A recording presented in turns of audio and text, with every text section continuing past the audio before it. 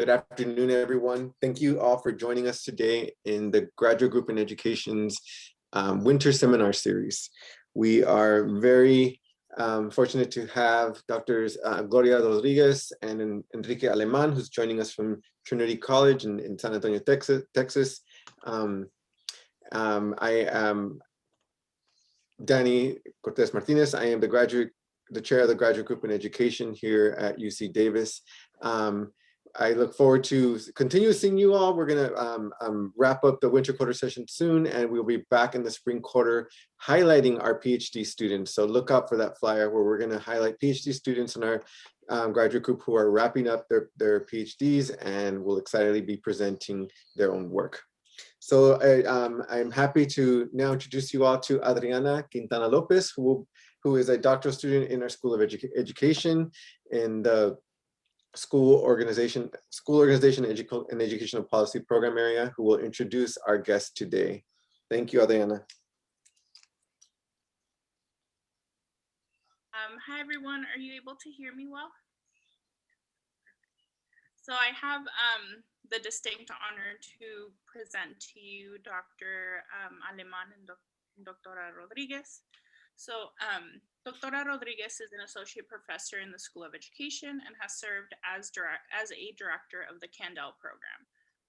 She specializes in educational finance and leadership from a critical social perspective. She has enjoyed mentoring junior colleagues and graduate and undergraduate students of color involved in education, Chicana, Chicano, Chicanx, and Latina, Latino, Latinx studies, ethnic studies, and the social sciences throughout her career of over 20 years as an educator and researcher.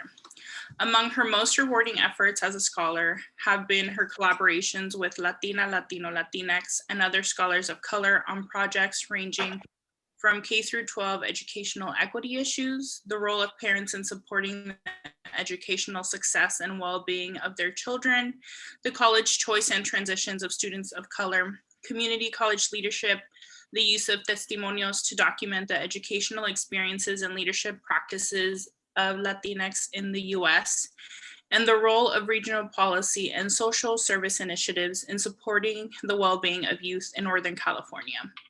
Dr. Rodriguez's first teachers were her parents and brothers who worked for years in the fields of California's San Joaquin Valley and who have never wavered in their belief in education and social justice. Dr. Enrique Aleman is the Lillian Radford Endowed Professor in Education at Trinity University in San Antonio, Texas. In addition to serving as a faculty member, Dr. Aleman has appointments as the director of the Trinity Tomorrow's Leaders Program and as the director of the Center for Educational Leadership. Between 2015 and 2020, he was professor and chair of the Department of Educational Leadership and Policy Studies at the University of Texas at San Antonio.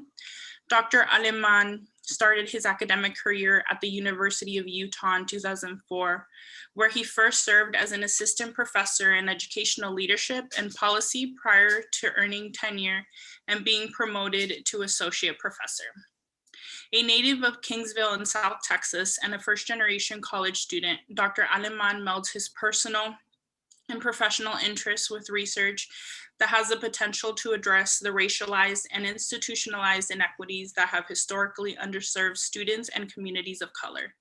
His research agenda includes studying the impact of educational policies in Chicana, Chicano, Chicanx, and Latina, Latino, Latinx students and communities, the utilization of critical race theory and Latina critical theory frameworks in educational research, and the application of community-based research methods as a way of informing the creation of pathways to higher education.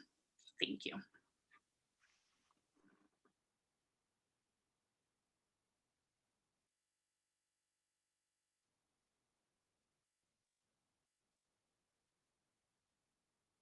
Thanks so much, Adriana. I think we're going to get started, right, Gloria? Yeah, Great. take it away. Hope everybody can see. I hope you can see our screen. Thanks for the invite. I'm excited to share some of our work today, and thank you for the invitation. I think, Gloria, you're going to lead off. Oh, okay. I wanted to offer an acknowledgement first. And this is a land acknowledgement that has been prepared by the Sacramento Native American Health Center And so just to get us started, the history of the Sacramento area and the people is rich in heritage, culture, and tradition. This area was and still is the tribal land of the Nisenan people. Sacramento was a gathering place for many local tribes who have lived throughout the Central Valley and the foothills for generations and were the original stewards of this land.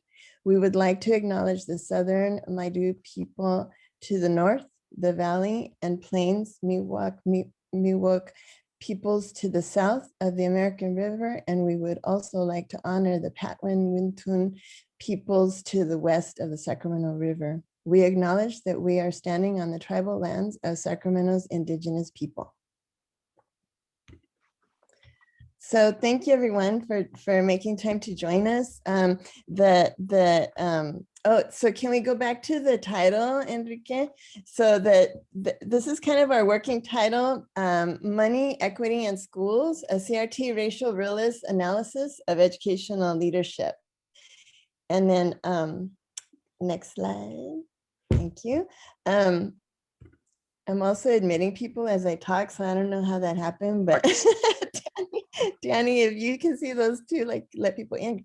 All right, so today's talk. So we wanted to share the aims of our book that we're working on and to be able to, I guess, share a little bit about what this journey has been for us and what it involves. For those of you who are in educational policy, and even for those who are not, but who experience educational policy, I think you could agree that it tends to be a very conservative and sometimes impenetrable area of scholarship when it comes to bringing critical theory and critical perspectives to bear on it. So this has been a many years long process, and Enrique is going to tell us a little bit about that journey leading to this book. So today we're going to share those aims, but also to engage folks, hopefully, in some discussion about racial realism, majoritarian stories, and counter stories. So these are three important concepts that we've been continuing to work with. And so it's very helpful to know that those of you in the audience that you can help us think through this. And on this note, a special shout out to our graduate student community, as well as our alumni. I understand some of our Kendall alumni are with us. And so these are the kinds of educational leaders to which our work is dedicated, but also, folks who aspire to these roles are also our target audience. And then we'll wrap up with the overview of the book and kind of where we're headed.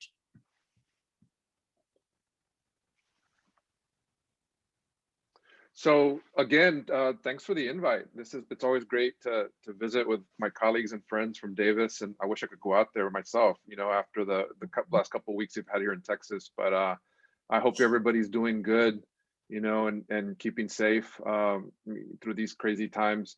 Gloria and I have been talking about this for a while. I know she's been on me, since we've known each other right after grad school, and as we started out our careers.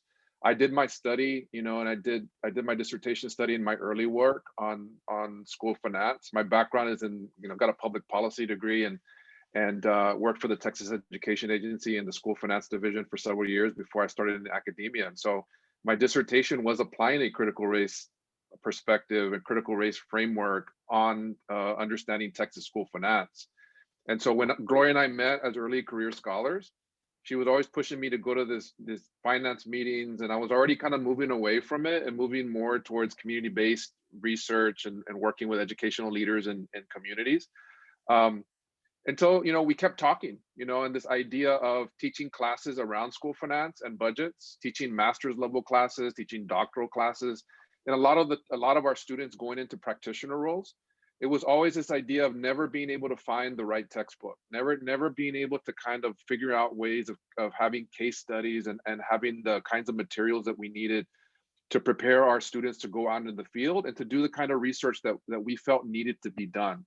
And so last couple of years, we really started putting our heads together and came up with this idea of what would it look like to kind of meld educational policy, the preparation of educational leaders broadly, not only like school leaders and district leaders, but leaders in general, community leaders, parent leaders, teacher leaders, What would it do to meld that along with this understanding or these frameworks that really puts race and racism at the center of our analysis? And so we proposed this book to Routledge, and this idea of melding those three areas as a way of, not a textbook, but as a way to kind of center our stories, dilemmas, case studies, as a way to push the field to think of leadership as advocacy, leadership as activism in a way that practitioners could make sense of. And so I think we kind of bring different perspectives, and we're at the stage of our career where we're really trying to push the field to think in terms of a racial analysis in policy, in finance that hasn't happened yet. So we're excited. We're excited about this time.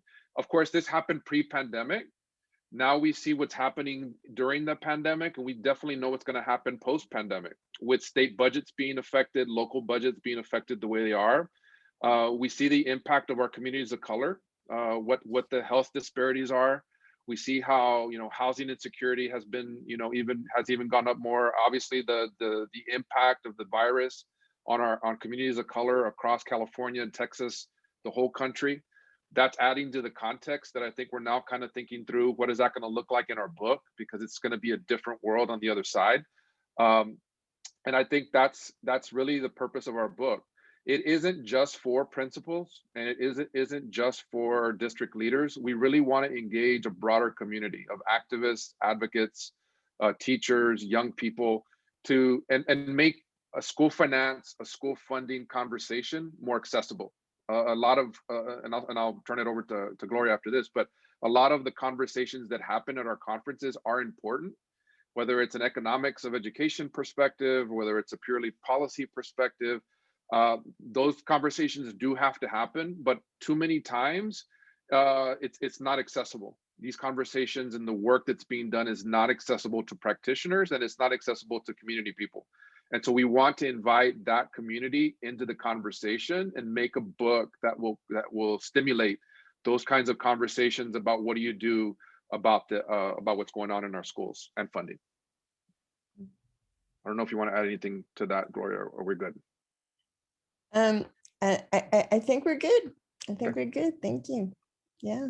And I think you're up on the next slide. I think it's you got the first one there. Yeah, the first one I think you've already kind of said it. Yeah, I won't go through all of these again, but the only thing that I'll say is we were excited that the editors of the book series, it's like a educational leadership and social justice series within Routledge. And so I think they were excited about the fact that there isn't another book out there that applies a critical race theory perspective to school finance. And so that is the conversation we're definitely wanting to have. There is going to be a major component of historicizing and contextualizing. We have a chapter that we're thinking through that would be related to using Texas and California as case studies, along with other counter stories. But that chapter, I think, is going to be important for us. That's not to say that every state has their own school finance system. That's not to say that California and Texas are the models to live by and to kind of operate under by far. But I think they both kind of lend, they create a space for a conversation about our student demographics, about the histories of our court cases, about the way our local leaders are empowered or can be empowered to really affect what's happening in their communities. And that's really why we're wanting to center that particular chapter on historicizing and contextualizing, as part of the community informed, kind of work that we want to do. So these are the general goals of the book, and kind of the way we start off the first couple of chapters of it.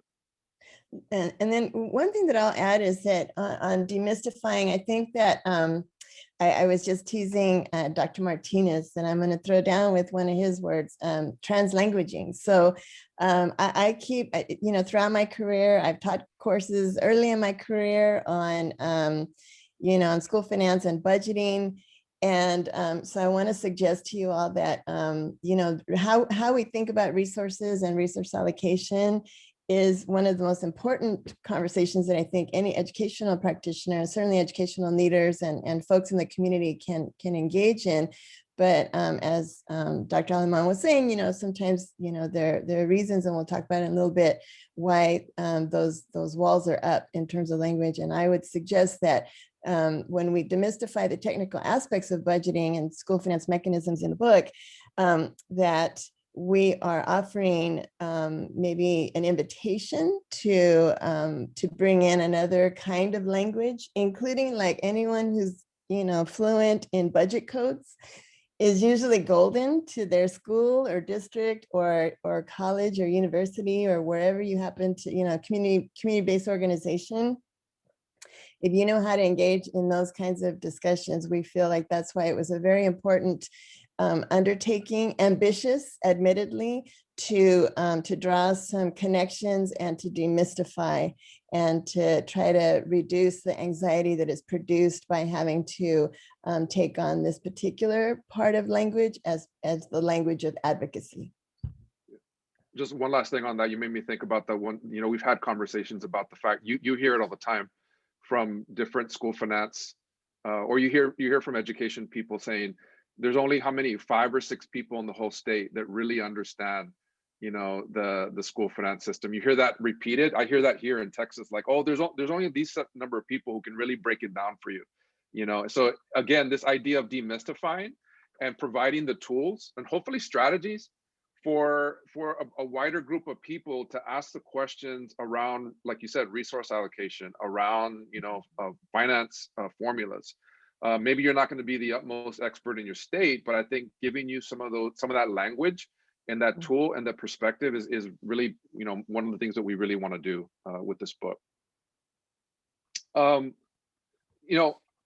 not going to read these. Sorry for the busyness of the slide, but I think that we start off our book by really having a conversation about critical race theory and how some of the early work, obviously Gloria Ladson-Billings, Danny Solorzano, Larry Parker, Terry Yasso, have done early work in education. A lot of what we're citing in the early on is work from legal studies. Derek Bell, Richard Delgado, Kimberly Crenshaw, doing this work, and Derek Bell is really the one that introduced this idea of racial realism, this philosophy that the permanence of racism, right? It's a critical perspective that allows us to avoid despair and frees us to imagine and implement strategies. And so we are making the argument that understanding the way our funding systems work, understanding the way that they're designed, understanding the history of property and property value. We were just talking about land acknowledgement earlier, right? This idea of how property and property values go hand in hand with the maintenance of a racial hierarchy, go hand in hand with the maintenance of the power structure, really is part of what we're trying to do with this understanding and an application of racial realism to this book. And so it's a starting point for us as we come up, as we introduce strategies and counter stories for challenging that and for disrupting that. And using some of these early critical race scholars is part of what we're trying to do with this first aspect of it. Lastly, on this slide, I think it's important. We were pretty clear with the editors that we're not trying to be neutral with our argument.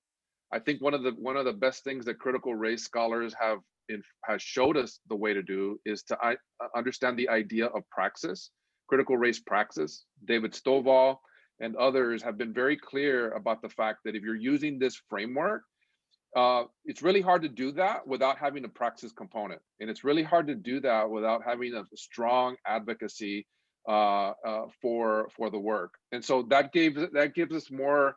It gives us more support for making the argument that this book's not just about analysis, but it's about advocacy, and where better to do that than with our practitioners and to provide those strategies for them to do that kind of work. So one of the ideas that we also take up in addition to racial realism is this idea of majoritarian stories or majoritarian narratives. And so in a book that or an article that actually focused on the Brown decision 50 years hence, was this important quote, I think, by Barbara Love. Majoritarian stories are the description of events as told by members of dominant majority groups, accompanied by the values and beliefs that justify the actions taken by dominants to ensure their dominant position. The commonly accepted, quote, history of the United States is one such story. Can you advance it for me? Thank you. So in this work, when we sit with this idea of a majoritarian narrative, a majoritarian story, Dr. Alemano really already stole my thunder, but that's okay. We're going to circle back to this point. But the idea here is that even when folks are employing a racial realist perspective, that one of the things that the scholars and activists who employ that approach are emphasizing in their work is that we're really trying to move away from just the eloquent descriptions of problems to a stance that is really about changing the conditions that folks are facing. And so sometimes naming a situation like the intercentricity of race and racism in the US can maybe feel defeating or sound defeating, but in fact, it's really just marking a starting point. Like, here's a starting point premise. And it allows us then to really have a lens on all of the different kinds of narratives and framings that we interact with. And when we think about policy research, I guess one of the things that I guess I always come back to in my policy training is this idea of the use of frames. And so I was always instructed that the way you frame a problem is the way you'll end up framing the solution. And I feel like there is that kind of correlation that happens, but sometimes there isn't. There's a dissonance, or at least there's a tacit understanding of a problem and it's never really made explicit. And so I think CRT allows us to make explicit that there are certain kinds of perspectives that have not done us very well in terms of trying to change those conditions. So the idea of a majoritarian narrative in school finance is to say that there is this sort of, elite knowledge and elite knowledge producers that really provide this kind of majoritarian narrative, such as, only 3 people really understand the school finance system in this state. And we could pretty much ask anybody in any state, and they've probably been told this at least once in their work. And so we're trying to reframe this, not only to point out that this is a majoritarian narrative, but also to talk about how, why is that problematic? So it's an effort to try to reframe and deconstruct the majoritarian story or narrative so that we move away from communities of color, let's say, of always being targets of policy to a position of being agents of policy. And one thing that I think is really important to clarify is that, we totally understand that it's not going to be everyone's, exciting thing to learn the inner workings of a budget mechanism or of the school finance formula in any given state. And nor do we suggest that that's what people have to do who are wanting to advocate for their communities. However, what ends up happening when we just sort of receive these kinds of narratives and accept them as truths is that it can be very disempowering. And so it can cause us to stop asking questions about what our responsibilities are then when we are engaged in these kinds of conversations. And so sometimes, for example, in the field of education, even among scholars, we can have really wonderful conversations about the curricular changes that we need to see in order to make our educational systems more reflective of communities of color and of other marginalized groups, whether it's along the lines of language, immigration status, sexual identity and sexual orientation, gender expression, etc. So we have these amazing conversations about how we need to arrive at, let's say, culturally sustaining pedagogy, but we have those divorced from conversations about the resources that are going to be needed in order to support that kind of transformative work. And so what we're suggesting is that it's not that we dismantle the majoritarian narrative by suddenly everyone becoming a school finance expert at that level of, sort of intricate knowledge, but two things. One is that we bring more people into the fold of knowing those things who want to know those kinds of technical things, but that we also don't let this majoritarian narrative become a disempowering narrative, that it pushes us to ask more critical questions so that we are in fact moving toward a sense of agency and not just seeing ourselves written into. Let's say some of us, like my last name is one of the more famous plaintiffs' last names in school finance in the Rodriguez case. But but it's still a target of policy when those changes had to be implemented at the school and district level, even at the state level.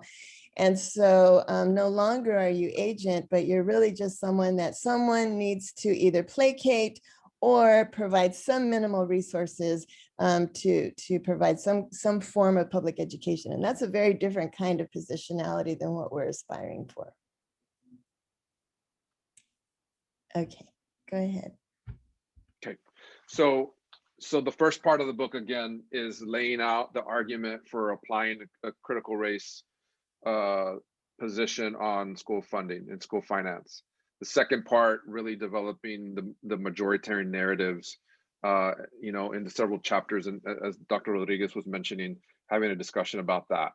The third part of the book is really, and Dr. Rodriguez will talk about the composite counter stories, but it's implementing a methodology of counter storytelling. Again, it's a method that's used to refute and retell the majoritarian ways of knowing that dominate the discourse and the history and the media representations and the policy arena. So using this methodology that really Solórzano, Yasso, and others have really developed early on, this idea of centering the analysis on the experiences, on the voices, on the perspectives that have not been part of the process, is really what we're going to do with this third part of the book, and employing this type of methodology. Parker, Dr. Parker, Lawrence Parker, who's now at the University of Utah, early on was one of the early scholars that was trying to start articulating the application of CRT to the policy arena, to the policy discourse. I tried to do that in some way with my work, applying it to school finance policy. And so we're trying to take that, and a few others have started to build that a little bit, but I think we're really going back to this idea of applying it as a strategy, applying it to the policy research, applying it to leadership strategies, and the linking of those two. And we think that the counter storytelling method and the third part of the book will really give us the lens to do that. Mm-hmm. And so we started to think about the challenges of being able to develop counter stories for the book, not because there weren't voices out there, but for anyone who's ever been in a position to strategize and advocate on behalf of communities within very hostile or unsafe environments where retaliation can happen. I've actually said no to I still feel guilty about it, to a very dear colleague. I won't name his name because he's amazing and fabulous, but asked me to be part of his study on Latino and Latina scholars navigating higher ed. And I said no, because I didn't want people in my head, because there were certain kinds of self-protective strategies that I had to use early in my career when he was asking me to do this. And I didn't want people that I didn't know what people would do with that knowledge, and I didn't feel safe sharing it. So with that in mind, we also got some interesting feedback about how some of our work seemed to be too California or Texas centric, which neither one of us could even begin to comprehend. I mean, like, isn't it the center of the world to be in California and Texas? But but anyway, we were sitting with this very serious feedback about, like, how could, let's say, a rural community in Missouri, they have educational leaders who are really wanting to advocate along these lines in the face of hostility and racism. How could they relate to a California story? And so, so we took this to heart and realized that there were at least two things that composites, and we place here as an exemplar YASO's critical race counter stories along the Chicano educational pipeline that, allow us to do a couple of things. So one is to be able to protect the identities of individual educational leaders and advocates who are willing to share their strategies with us, who are willing to really kind of lay out some of the details of the work that they're doing and how they approach it. And then also to be able to demonstrate that, that some of these stories really do transcend the particular context within which they take place, but also, to know that it's not a singular experience. And so that really it's one that many folks who are in an advocacy position as leaders are trying to navigate, but they're doing this often at great risk of retaliation. And so when I say this, I mean, I had an experience very recently with a magnificent educational leader who is making inroads in some longstanding educational challenges in her district, and then was pretty unceremoniously removed through mechanisms that are, considered above board and considered transparent. But it really was a very, disempowering, shocking, dismaying situation that many of us didn't see coming.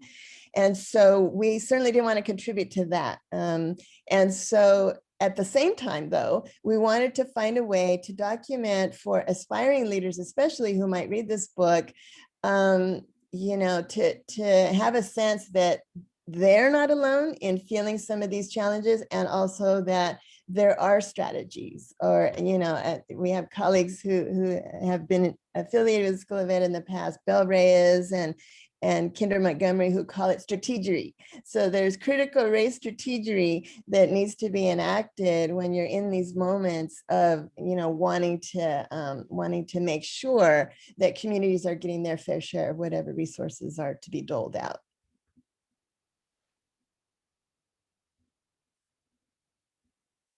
Okay. And so, so to kind of, get a sense of, how people are connecting with these ideas that we shared with you, and especially the relevancy to the work that you're doing. I wanted to just have these prompts for stuff to think about, and certainly, to field your questions as well as I look at the time. And so these are some thoughts that, maybe to open up the dialogue. So, what do or would you find challenging about the racial realist stance in your work? What's one majoritarian story that dominates in your area of research and or educational practice? And what has been an impactful counter story that you've developed or adopted in your work? And so just to kind of get the dialogue going, and certainly we're open to your questions as well. I'm just looking at the time, Enrique, so I think we've kind of woven through like how where we're headed.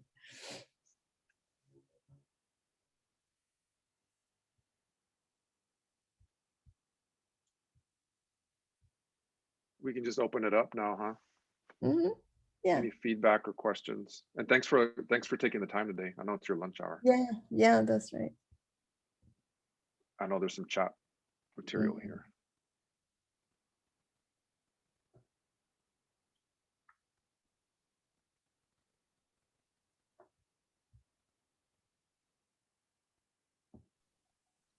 Are you all fine with folks commenting on the chat as well? Sure.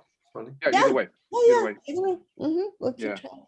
We'll keep trying. Yeah, we're in the I don't know, we didn't mention this, but we're in the process of getting IRB approval. So that'll be, you know, I think that'll be I'm not saying the other parts aren't fun, but the fun part of really kind of coming up with the counter stories. And we both have a lot of networks and connections with educational leaders around the state, around the country, that we really want to write these in a way that are going to be useful and really challenge people to think about funding and resources and investment in different ways. So hopefully that can start soon.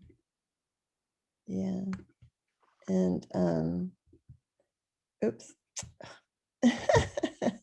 Oh my goodness. I'll put the questions in the chat. Yes. I'm trying to, oh, okay, good. Because I'm trying to copy them, but apparently I don't know how to, I don't know how to. Anyway, I know how to do it. It just wasn't doing it for me. Yeah, you know, one of the things that, you know, as folks are thinking, one of the things that we wanted to mention about the impact of the pandemic, when we talk about research too, you know, the process of developing the composites really involves being able to engage directly with folks who have had these kinds of experiences that we're wanting to focus on in the book, but also to make sure that we're incorporating, you know, documents and also literature and data into those composites. So it's quite an undertaking. I remember one of my first conversations with Tara Yasso about her book many years ago was really on trying to understand the, you know, just the nature and the method of developing the composites. And so it's, you know, so yes, fun for sure, but kind of intellectually very challenging to be able to do that kind of work. But I just wanted to mention that because we also felt like with the pandemic, we were all excited about being able to talk to folks. And then all of a sudden we saw that, you know, our students and folks were in the throes of basically like first responder, you know, really impactful. Yeah. So it felt disrespectful to be like, oh, here's, you know, we have an IRB. Can you answer our questions, even though you don't know where your next meal is coming from? Yeah. So yeah. Yeah, and we're coming up on the 50th anniversary of the Rodriguez versus San Antonio case, and the fact that, I mean, I'm literally like 5 minutes from the heart of where that happened, and I've been in contact with the Rodriguez family. There's kids that the father has passed away, but the kids that were being impacted by that court case in that district are still living in that community. So part of what we wanted to do was really, again, historicize and contextualize the same issues that are being impacted, not only by San Antonio residents, but in other communities around the country and around California. But the question becomes, how do you do that respectfully? How do you do that in a way that's not going to, you know, impact people's health? And that's something we're having to struggle with when we're wanting to interview and engage with folks that are still being impacted. So I noticed that Dr. Radding had a question. Do you have a plan or at least some thoughts about how you might post-publication convey the results of your work to individuals and organizations in the educational policy and advocacy communities?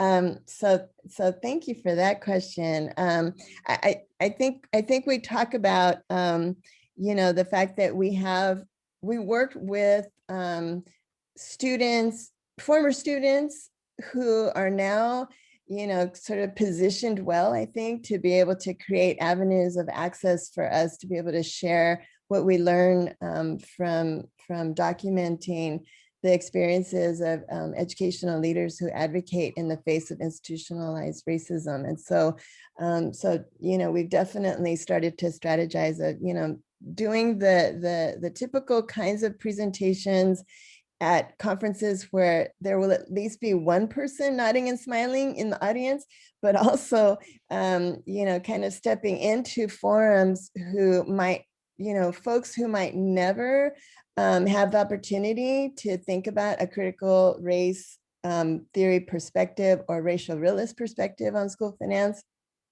For example, some of our education finance organizations or groups, like EdSource in California and other groups in Texas that routinely report on school finance issues, but not necessarily from a racial realist perspective.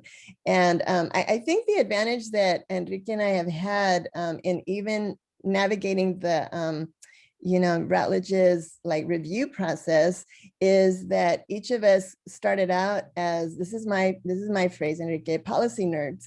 And then we moved into, these other environments.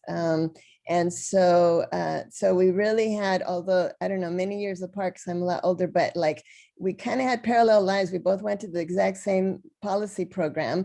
And then we worked in very similar kinds of policy offices before coming back to do this sort of work. And so I think that we're going to kind of walk our talk, I guess, and go back to our communities and our community representatives in all these different environments, including the legislative environments, and be able to share what we've learned. And because we've been policy nerds, we know that we probably, our first slide there won't be about racial realism. It'll probably be about what we're learning from folks in advocacy positions. I like the question too. We've talked a little bit about it. Again, 1973 was the Rodriguez case. We had a couple years, and I'd love to bring Gloria and others from around. Now being at a center director here in San Antonio, with that case happening, coming out of San Antonio, I'd love to do something with community and talk about, have that conversation with some of the principal players that are still around. As far as having, sharing the work and sharing the advocacy kind of lens that we're going to present. Just not doing it in summertime, because I know, some people don't like traveling down here in July.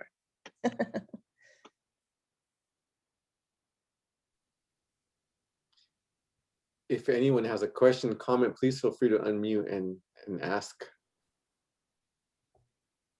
Thanks so much for sharing your thoughts about your book. I think it's going to be a really interesting moment in time to be talking to people about their resource allocation, as there's going to be an influx of funds that may have some misguided premises behind them. I'm in particular worried about learning loss and the way that we're positioning kids as losers, and really interested to see how kind of enlightened administrators get creative in using those funds that are not trying to fill these deficits that just will be more drill and kill and really bad news stuff. Especially because I think here in California, it's one-time funds that they're going to have a really quick turnaround in figuring out what to do with those funds. Love to hear your thoughts on how you might be addressing this as a unusual moment. I really appreciate that point, Rebecca, because I think that one of the things that was always a pet peeve of mine when I was teaching school finance in Texas and early in my career was that I would hear, and my students were teachers, and so they were coming in and sharing, kind of very similar stories about funds they would get, one-time funds, one time only, or it would be like early June, and they knew that they had certain kinds of federal funds that were going to go away at the end of that fiscal year. And so they, suddenly started ordering like Post-its and stuff, like in massive quantities. And and I think that, my thought has always been that the reason why we engage in priority setting is not just when we have like extra resources, but it's really about saying, what is it that we're trying to accomplish educationally? And then we think through the resources that would be needed, financial and non-financial. And so that way, whether you're facing a sudden infusion of new money that you weren't expecting, or when you're facing really tough decisions or budget cuts, even worse, that you already have your priorities laid out, and that they've been the product of really important, deep conversations about the shared commitment you have as educators. and that you put that front and center, especially in light of, some of the institutionalized racism and things that people talk about racial reckoning, that it has many layers to it. And that also includes like, what is it that we're trying to accomplish through our educational system? So that when, so I don't want to see a bunch of Post-its, in other words. I don't want to see suddenly like, oh, if something like this happens again, we need to make sure we have enough Chromebooks. I mean, so it's really like, not that there isn't a digital divide, because there is, definitely. And a lot of things that maybe people were in denial about have definitely, we can't deny it anymore. It's been laid bare by the pandemic. So many unmet needs. But to know that you always have this priority list, and even when you're not in a year when you have all the resources you need to fund those needs, but to know that they're there and ready, then that to me seems like it's a better way of moving than kind of suddenly acting like you have no idea what you wanted to do with each other as teachers, and with your school community, children, families, and others who might partner with the school. It's a pet peeve, as you can tell. Enrique.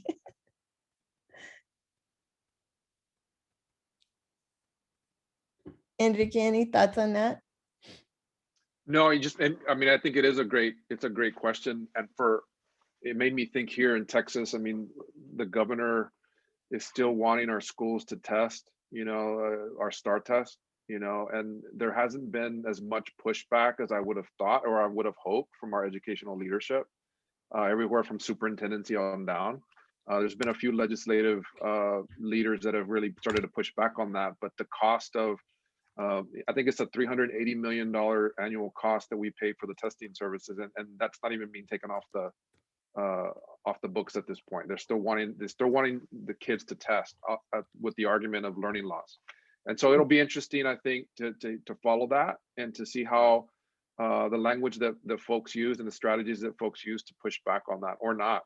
I think that'll be really important moving on the other side of things. And here, I think this idea of being, I know we're going to write a chapter on this idea of being materially poor or property poor, since so much of our funding formula is based on property value, and that's what you hear a lot. That district is poor, rather than reframing that into an asset-based way of being very wealthy, having community cultural wealth.